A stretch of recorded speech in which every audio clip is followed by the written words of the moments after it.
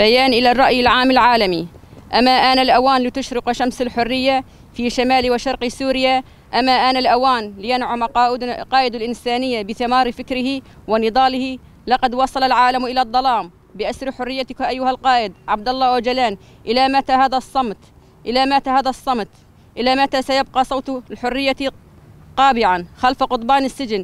إلى متى ستبقى تركيا ترتكب مجازرها وقمعها بحق شعوب المنطقة؟ ما ذنب هذا البطل أن يحرم العيش بين أهله وشعبه؟ ذنبه هو الوحيد أنه قائد السلام ويبحث عن السلام لشعبه ولشعوب العالم.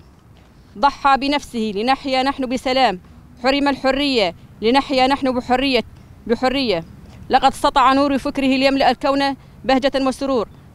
نحن شعب لن نرضى بغير الحرية الجسدية للقائد عبد الله أوجلان، وأن يكون بيننا لنبني سوريا المستقبل، فالمصير المجهول للقائد، وهذا التعتيم على وضعه يقلقنا.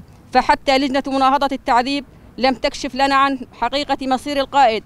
نريد أن نعرف ونطمئن على قائدنا، نريد أن تزوره عائلته، ولن نرضى بغير ذلك.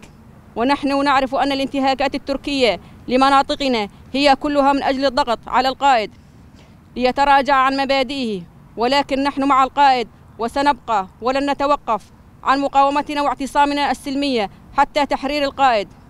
فليس هناك حق لاعتقاله كل هذه السنين. ونقول لكل ظالم أننا أمهات الشهداء، أمهات السلام في الطبقة، دفعنا بأبنائنا ليستمر فكر قائدنا إلى كل الأجيال القادمة، ونحن جاهزون لندفع بالباقي حتى تحرير جميع معتقلينا.